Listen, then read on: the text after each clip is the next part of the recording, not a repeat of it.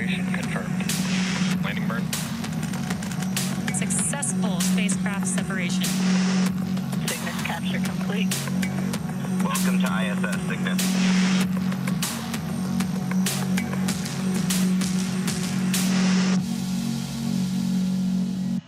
You're looking at a live view of Falcon 9, scheduled to lift off at 6:11 p.m. Eastern Time from Space Launch Complex 40 at Cape Canaveral Space Force Station in Florida. Thanks for tuning in to today's coverage of Northrop Grumman's next commercial resupply services mission, NG-23, to the orbiting laboratory. My name is Tyler Lionquist, and I'm a Starlink business analyst here at SpaceX. Today's mission marks SpaceX's 6th mission headed to the International Space Station this year, following NASA's CRS-32 and 33 resupply missions, NASA's Crew 10 and 11 astronaut missions, and AX-4 on behalf of Axiom Space. Since 2012, SpaceX's Falcon 9 rocket has supported operations on the International Space Station, delivering critical science, hardware, and supplies to crew aboard the station with the use of our Dragon crew and cargo vehicles. As part of NASA's commercial resupply services contract, SpaceX and Northrop Grumman offer safe, reliable, and cost-effective transportation to and from the International Space Station. In fact, Dragon and Cygnus are currently the only Stage 2 RP-1 load is complete. The only two operational U.S. cargo supply vehicles capable of supporting station activities. And today's mission marks the 3rd Cygnus mission SpaceX has launched on behalf of Northrop Grumman. Now, at T-minus 20 minutes, the vehicle is currently on track for an on-time liftoff. Weather is looking clear tonight. You can see those beautiful blue skies, with currently only a 10% possibility of violation. And if for any reason we don't launch today, we do have a backup opportunity available tomorrow on Monday, September 15th at 5:49 p.m. Eastern Time. And as you might imagine, the crew on board the space station is busy prepping for their upcoming delivery. So for more on those preparations, I'll turn it over to NASA's Sandra Jones. Sandra? Thank you, Tyler, and good afternoon, everyone, from the International Space Station Flight Control Room here at the Johnson Space Center in Houston, Texas. It's a full house aboard the International Space Station with 7 crew members living and working at the orbital outpost. The Expedition 73 crew, who you see now on your screen, are being led by Space Station Commander Sergei Ryzhikov, but the focus of attention today is the launch of a new Cygnus XL cargo spacecraft to the orbiting lab. The expanded capacity of Cygnus XL means more room for critical supplies and experiments in a single mission, improving efficiency by reducing the number of launches required for a given cargo mass. In fact, the Cygnus XL cargo capability is comparable to the weight of one adult African elephant, 55 refrigerators, or 33,000 apples to feed the crew on board the International Space Station. Northrop Grumman has named this Cygnus spacecraft the SS William Willie McCool in honor of the NASA astronaut who piloted the STS-107 mission and who perished in 2003 during re-entry in the Space Shuttle Columbia accident. The SS Willie McCool is poised to deliver over 11,000 pounds of supplies, science experiments, and equipment to the orbiting complex. After Cygnus separates from the upper stage of Falcon 9 today, the spacecraft will conduct a series of engine firings to increase its altitude to match that of the International Space Station, which will set it up for the start of joint operations between Northrop Grumman engineers in Dulles, Virginia, and the NASA Flight Control team here in Houston. A launch today will bring Cygnus to the space station in the morning hours on Wednesday, where NASA astronauts Johnny Kim and Zena Cardman will be waiting in the cupola, set to use the space station's robotic arm to reach out and grapple the spacecraft that will be installed to the Earth-facing berthing mechanism on the Unity module for a stay of about 5.5 months. Here in Mission Control Houston, we are looking ahead to today's launch, but for now, let's check back in with Tyler and Hawthorne. Thank you, Sandra. Now that is Falcon 9, a 2-stage rocket that is 229 feet tall and is getting ready for liftoff in just over 17 minutes. Falcon 9 recently completed its 500th mission overall and has flown more than 100 missions this year alone. At launch, it produces more than 1.7 million pounds of thrust, and rockets like Falcon 9 don't use all of that power just to go straight up. So early in flight, Falcon 9 will perform a gravity turn that is a smooth pitch maneuver that tilts the rocket sideways to build up horizontal velocity. You might hear this call out about 10 seconds into launch as vehicle pitching downrange. And once the first stage completes its portion of the mission, it shuts down and then will separate. A staged rocket like Falcon 9 sheds the booster, so stage 2 and the payload. Stage 2, LOX load has started. There's a good call out. So that the payload can keep climbing faster and more efficiently. And then after stage separation, today's booster will return to landing zone 2 at Cape Canaveral Space Force Station. And this particular booster is returning to Earth for its 4th time. Then the second stage will take over from there, powered by a single Merlin vacuum engine, also known as the MVAC. With its extended nozzle and optimized design, the MVAC drives maximum performance in the vacuum of space. And topping it all off is the payload fairing. That's the carbon composite shell that protects the spacecraft during the uphill trip through the atmosphere. And about 3 minutes into flight, both halves of the fairing will separate and then parachute back down to Earth. Now, both of our fairing halves have seen multiple flights. One is flying for its 6th time today, and the other is flying for its 3rd. Now, if recovery goes to plan, the fairings will be pulled from the ocean and then prepped to fly again. So much of what makes Falcon 9 remarkable happens in flight. Those stages separating, the first stage landing itself on land or on a drone ship in the middle of the ocean, the fairings parachuting back, all of that to get ready for another flight to space. And getting to space is the first step in building our multi-planet future. So with just over 15 minutes to go, everything is looking on track for launch. We'll continue to provide updates as we get closer to T0. But for now, let's learn a little bit more about the spacecraft that's delivering roughly 11,000 pounds of supplies to the space station.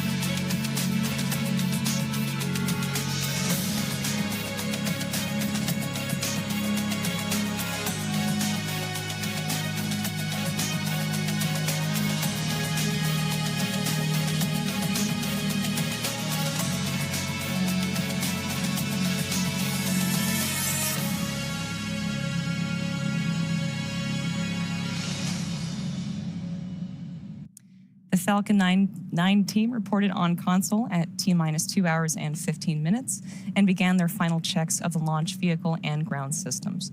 Final checkout of the flight termination system was performed at T-minus 1 hour and 45 minutes. Then the chief engineer conducted a technical readiness poll just before the T-minus 1 hour mark.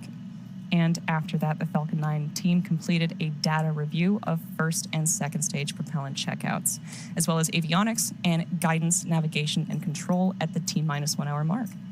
Now, unlike the 2 previous Cygnus missions, today's mission does not require late load cargo at the pad.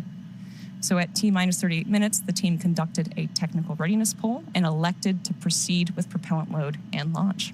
And we're expected to finish loading at T-minus 2 minutes. Since 2013, Northrop Grumman has delivered delivered over 71,000 kilograms of cargo to the International Space Station on a commercial basis for NASA, providing supplies, science experiments, and equipment to the crew aboard the station. Over the last decade, Northrop Grumman has made other improvements to the performance and capabilities of its Cygnus spacecraft to meet NASA's requirements, including adding reboost capability, late load capability, and the ability to conduct secondary missions. Northrop Grumman is also developing fully autonomous rendezvous and docking technology for a version of Cygnus that can resupply future commercial space stations. And while we continue to get closer to launch, let's take a closer look at the science on today's mission. We're doing all kinds of really important science aboard the space station, all the way from stem cells and material science. And we're also working at NASA to industrialize low Earth orbit and explore the moon and beyond.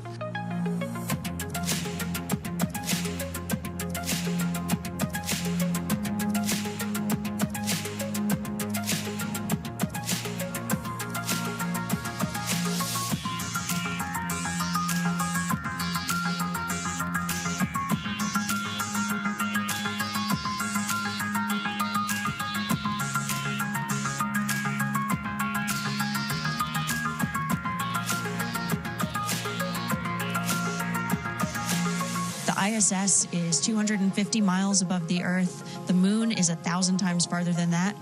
And Mars is even 1,000 times further than that. And so we've got a lot to learn, and I'm really glad that we're laying the footwork here on the ISS.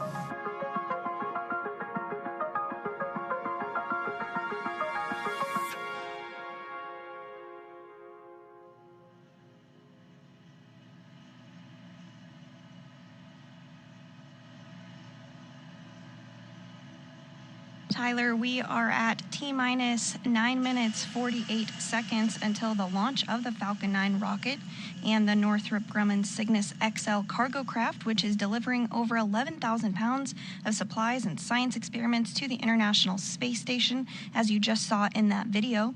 Science is the prime focus for crews living and working on board the International Space Station, and today's delivery includes materials to produce semiconductor crystals in space and equipment to develop improvements for cryogenic fuel tanks. The spacecraft also will deliver a specialized UV light system to prevent the growth of microbe communities that form in water systems and supplies to produce pharmaceutical crystals that could treat cancer and other diseases. And that's just a quick snapshot of the science and research launching today.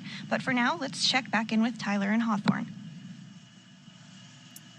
Thank you, Sandra. It is T-minus 8 minutes and 46 seconds, and SpaceX team is working with no significant issues.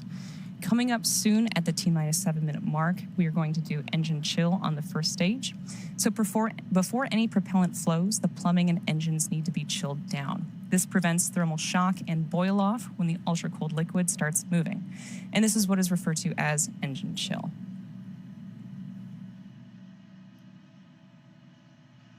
And then coming up in just over 2 minutes, RP1 loading for the first stage will wrap up, which is going to complete the fuel side of the propellant equation for the booster. We use RP1, a rocket-grade kerosene and liquid oxygen as primary propellants, RP1 for fuel, and liquid oxygen as our oxidizer. And those are loaded separately onto the vehicle.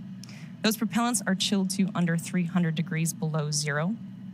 And propellant is loaded late in the countdown, and that is intentional, because colder propellants are denser, and denser propellants mean more performance out of the same tanks. So the colder it is, the more mass that you can move.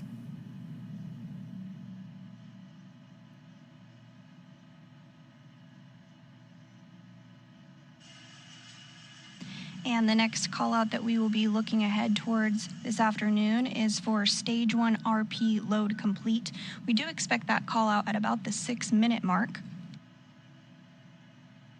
As Tyler said, RP1 is densified kerosene or rocket fuel, which will help crew into the cargo into orbit today.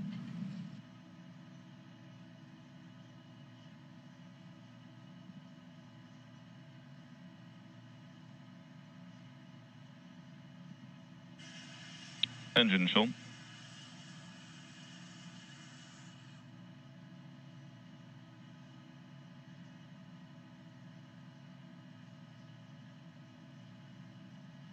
We just heard that call out for engine chill. As mentioned earlier, that is to prevent thermal shock and boil off when the ultra-cold liquid starts moving.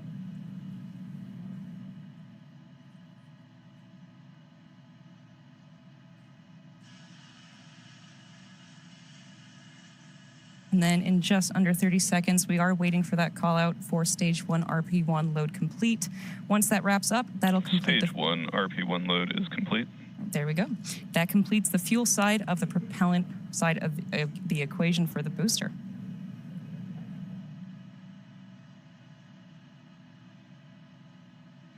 That's right, Tyler. And coming up next, we'll hear the call for Dragon to configure for terminal count and then transition to internal battery power.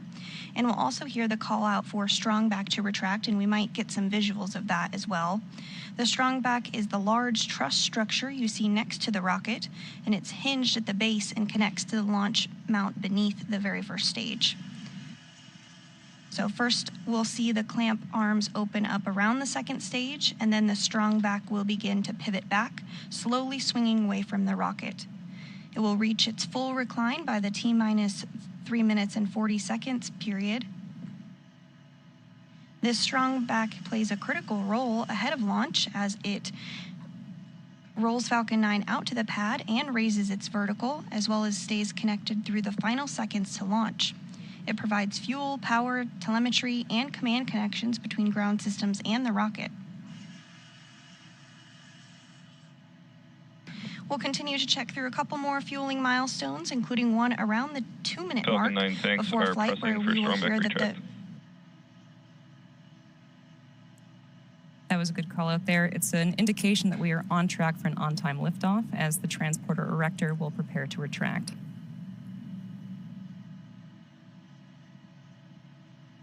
So we are about 20 seconds away from starting to see those clamp arms starting to open around the second stage at the top of the vehicle. They're important because they help stabilize the second stage during propellant loading. Strongback lower has started. We have pretty good views, and so soon we should start to see those arms opening up. It'll take about 15 seconds in total.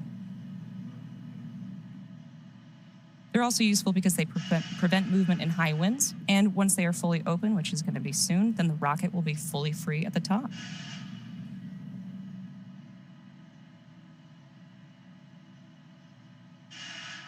Now it looks like those arms are fully open now, and we should expect the Strongback to start leaning back away from the rocket, giving it room for liftoff.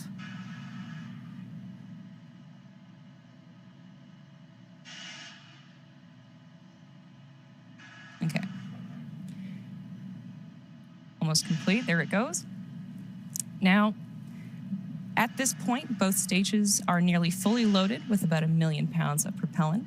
The first stage will be complete at around T-minus 3 minutes, followed by the second stage, which is expected to wrap up liquid oxygen loading at about T-minus 2 minutes.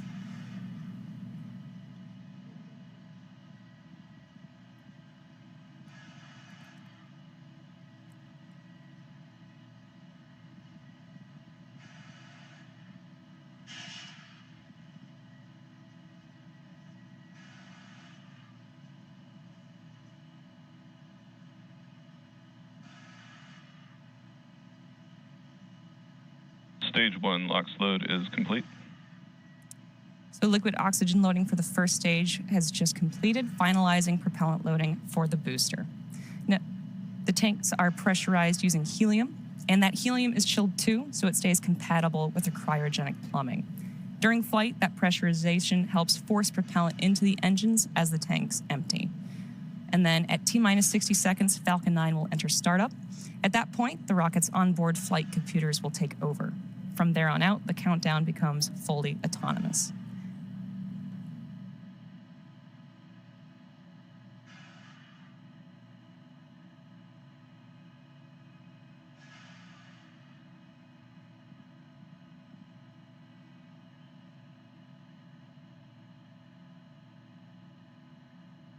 And we are standing by to hear that call out for stage 2 LOX load to be complete. Stage 2 That will LOX load is complete the complete. prop load for the upper. And right on time, that liquid oxygen for the second stage is now fully loaded, completing prop load for the upper stage. We may also hear a call that Dragon's flight computer is in auto idle. You may notice the white clouds venting from around the rocket. That isn't smoke, that's actually condensation and is expected. As the liquid oxygen warms slightly inside the tanks, Ground some of gas it boils closeouts. off, and that gas is now being vented to help manage the pressure. When the vented oxygen hits the warm and humid outside air, it instantly condenses into clouds, which you are getting visuals of on your screen now.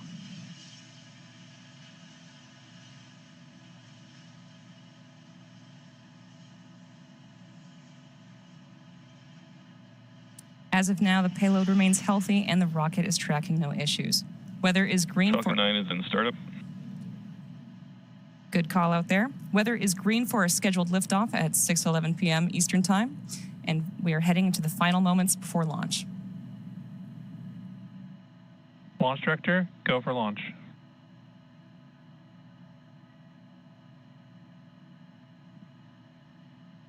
At this point, the autonomous flight computers have taken over the launch countdown, and stages 1 and 2 are T-minus pressurizing 30 for seconds. launch.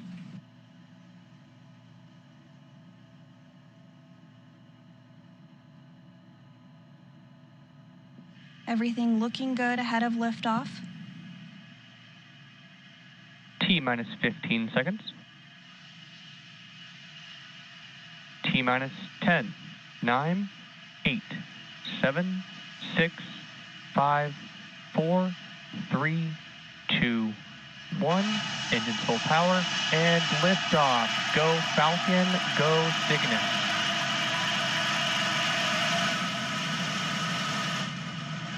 And liftoff. Vehicle Falcon 9 and engine. Cygnus take flight. M1D chamber pressure nominal. The SS Willie McCool is en route to the International Space Station. Vehicle pitching downrange as all 9 Merlin engines have lit.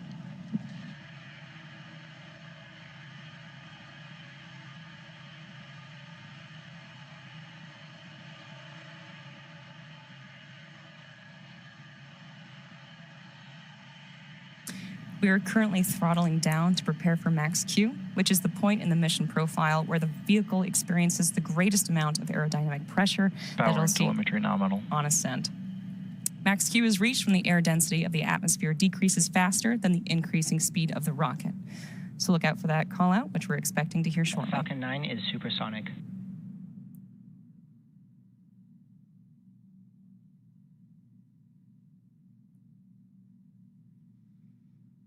Max Q. And there's that call out for max Q. Now, coming up next are several events that are going to happen in rapid succession. First is main engine cutoff, stage separation, stage 1 flip, second engine start, boost back burn start, and then fairing separation. Main engine cutoff, or MECO, is where all 9 M1D engines Stage 2 engine chill. on the Falcon 9 first stage are shut down. This is followed by separation of the first and second stages. Stage 1 flip is when the booster uses its nitrogen gas thrusters to flip the booster around. And a few seconds later, the Merlin vacuum engine on the second stage will ignite to boost Cygnus to low Earth orbit, and that is also called out as Second Engine Start 1, or SES-1. After that, Falcon 9's first stage will ignite again to orient itself to head back to land.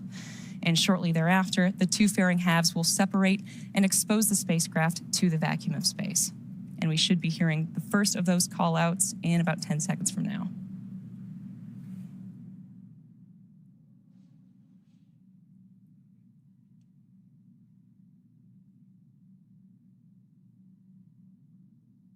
Stage separation confirmed.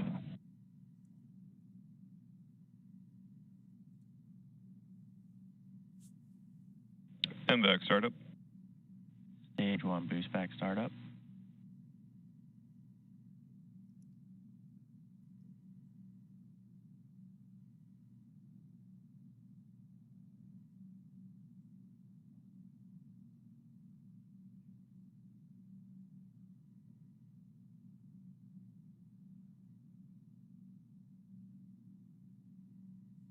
Fairing separation confirmed.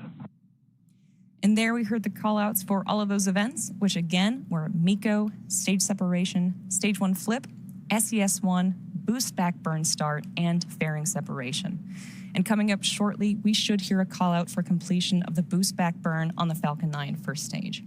This burn, which will last in total about 50 seconds, is the first of 3 burns that the booster needs to go through in order to make its way back to landing zone 2 at Cape Canaveral Space Force Station. So there was the successful boost back burn on the Falcon 9 first stage.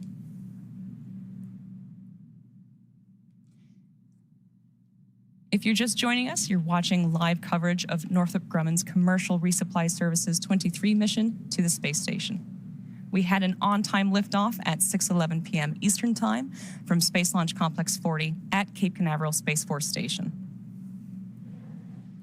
Now, in order to make its way back to land today, the Falcon 9 first stage has 2 more burns to execute. Next up is the entry burn, where 3 of the Merlin engines will reignite.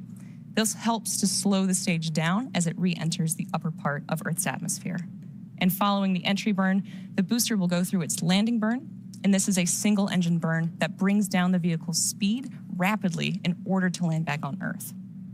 And we should be hearing the call out for that entry burn in about 2 minutes from now. During the entry burn, Falcon 9 is decelerating by firing its Merlin engines, but the vehicle is still moving really fast. And this causes it to fly through Merlin's exhaust gases, which are also known as the rocket's plume, which deposits a layer of soot on the vehicle surface. And that's why our flight-proven vehicles look the way that they do. This soot comes from the carbon-based fuel that Falcon 9 uses, and with each flight, the soot builds up a little bit more on the outside of the vehicle. We are still more than a minute away from the beginning of the entry burn. As you can see from the telemetry on the bottom of your screen, the second stage is still picking up speed and is carrying Cygnus to orbit. On the right side of the screen, you can see that engine burn, and on the left side, you can see the first stage decelerating and making its way back to Earth.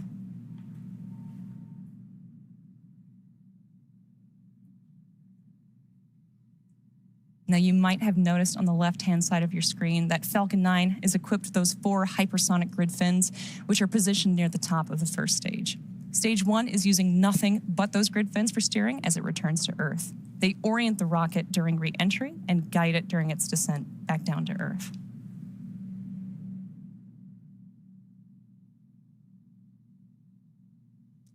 Reusability is the key to lowering the cost of spaceflight, enabling more investments in critical space infrastructure. The Falcon 9 first stage that is supporting today's mission is performing this entry for its 4th time, and the payload fairings are also flight-proven, with 1 half flying for its 6th time and the other half flying for its 3rd time. We are moments away from the beginning of that entry burn. You should see the graphics light up as the engines do on the bottom of your screen. Stage 1 entry burn startup. And there's the call out for the entry burn startup on the Falcon 9 first stage. This burn is set to last about 20 seconds and again is slowing down the vehicle in preparation for its final burn and landing.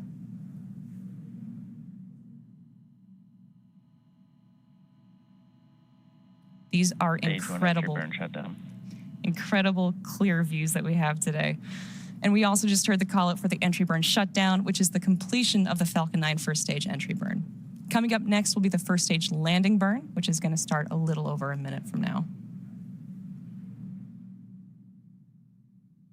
So soon we'll have that start of the landing burn of the first stage.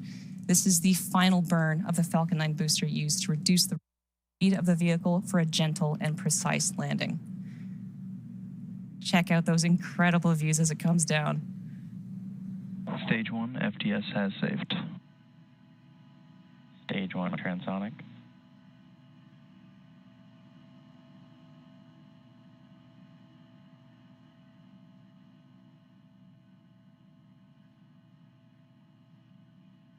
Stage 1 landing burn.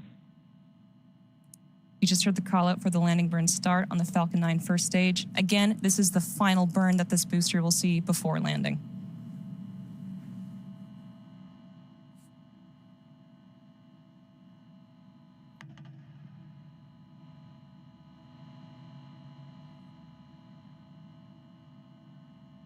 Stage 1 landing leg deploy.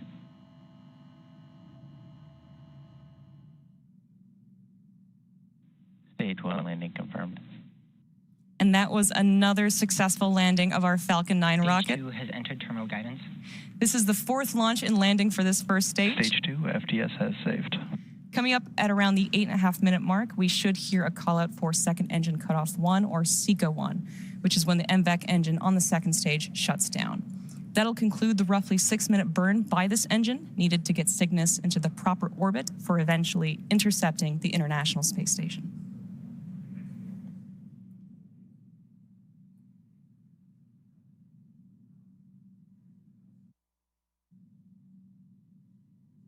MVAC shutdown. And there's that call out for the second stage. We are now waiting for confirmation of good orbit. Nominal orbit insertion. And there was a great call out there. So at T plus 8 minutes and 57 seconds into the mission, and the second stage has one last major task, and that's commanding separation of the Cygnus spacecraft in just a few minutes from now.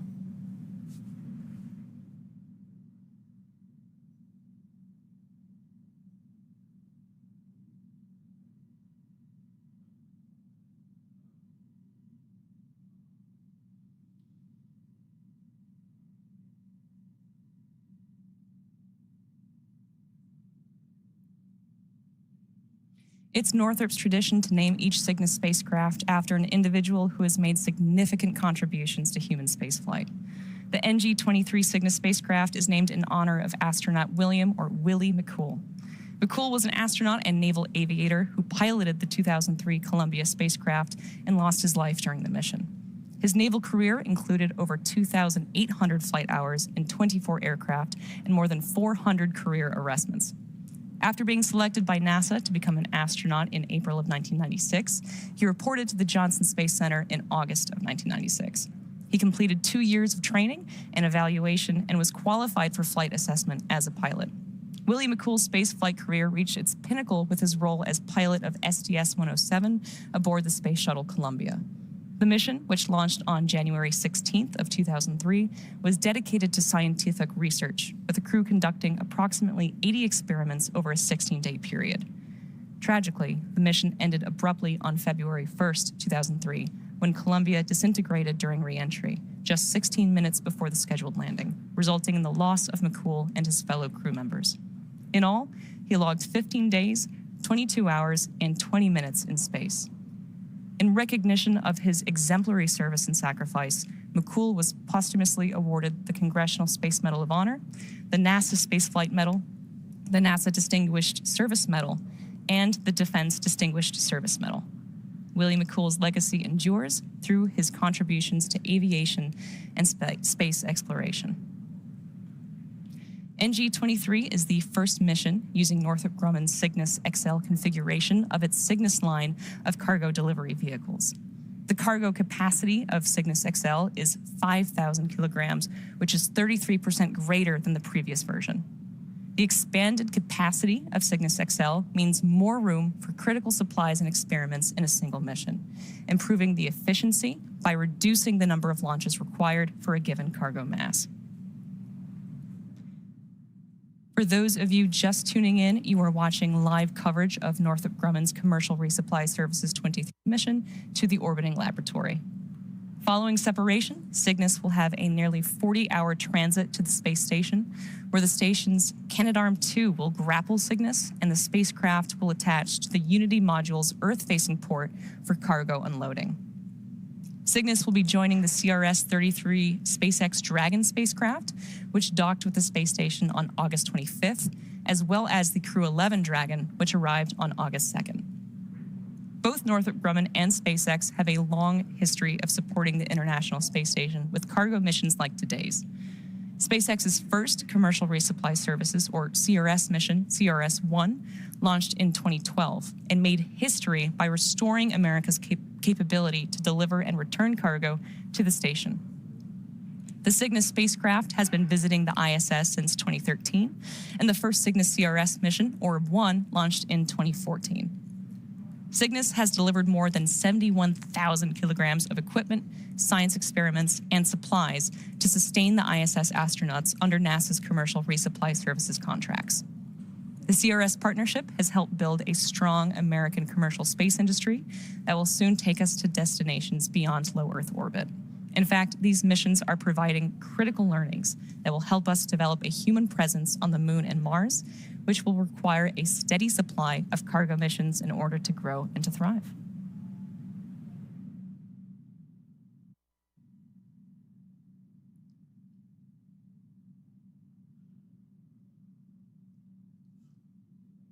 Just as a quick correction, it's actually a 60-hour transit to the station. We're currently at T plus 13 minutes and 37 seconds, and we're expecting to hear the call out for payload deploy at around the T plus 14 minute and 40 second mark. As a reminder, this is SpaceX's 6th mission headed to the International Space Station so far this year, following NASA's CRS-33 and CRS-32 resupply missions, NASA's Crew 10 and Crew 11 missions, and Axiom Mission 4 on behalf of Axiom Space.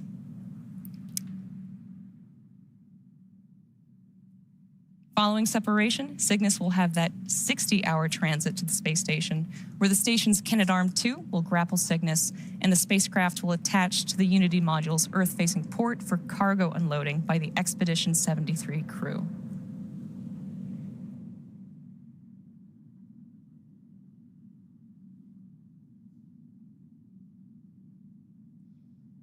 We should be hearing that call out shortly for payload deployment. Spacecraft. Cygnus separation confirmed. And there you have it, a successful spacecraft separation. The Cygnus spacecraft is now on its way to the International Space Station, and as mentioned, is expected to arrive about 60 hours from now. With successful separation, that's going to do it for me here in Hawthorne. Be sure to check out spacex.com/launches for a schedule of our upcoming missions.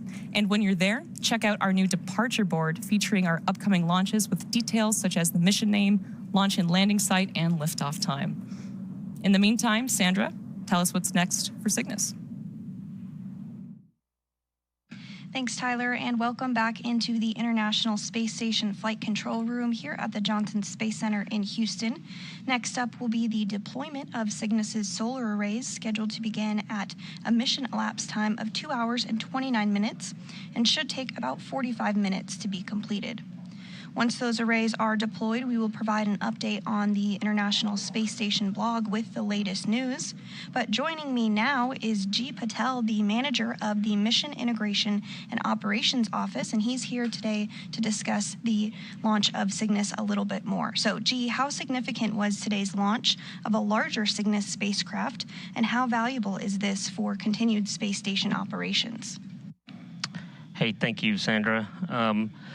You know, all of our missions are critical, but this particular mission is even more so critical. You know, NG-22 was scheduled to be launched in June, and we had an issue with that spacecraft during a shipping incident, and so we weren't able to get that mission launched. And so the NG team has done a phenomenal job accelerating this mission 4 months to be able to get this launch off today. This is a different variant, as you guys have highlighted. It's the Cygnus XL, is what they call that. It has 33% more capacity to launch cargo, and it's extremely important. There's a lot of critical consumables, supplies, food, water, air that we need for station to maintain habitability of crew. And then also we've got critical science that we also have on this mission. And so, you know, we consider this really important to be able to enhance and expand our capability to launch more cargo. But in addition to that, you know, there's other functions that the Cygnus is going to serve. You know, it's certified for 200 days to be up Earth to ISS. And, you know, with that, you can do some other operations like what we call extend the lab. So, you know, there's powered locker capability that's on the spacecraft, and so we are able to power science within the spacecraft while it is with ISS.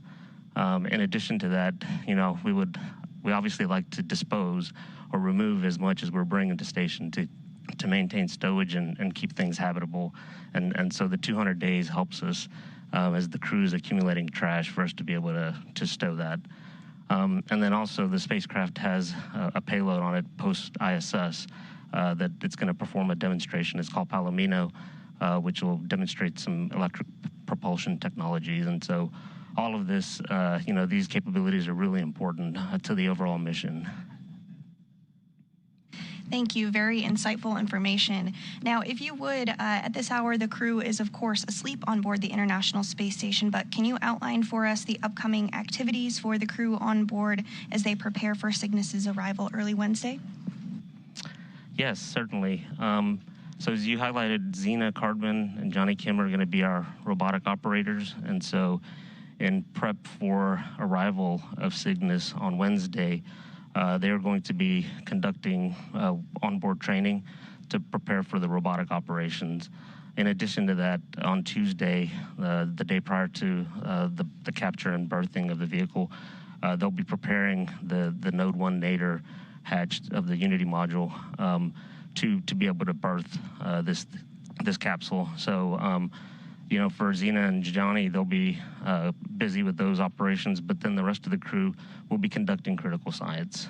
We've got ongoing time-critical science, human research, biological science occurring, and so the crew will remain busy.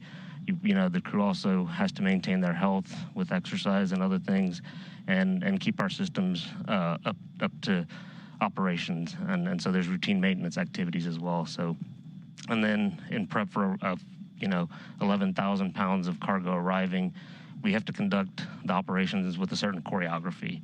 And so the teams, the crew will be also looking at the choreography in advance so that they have understanding of how we're going to stage the cargo and how we're going to, dispose of it, of the trash that we need to remove from station. Thank you very much. We are certainly looking forward to Cygnus's arrival on Wednesday. We really appreciate you taking some time to join us today. Thank you again. Thank you.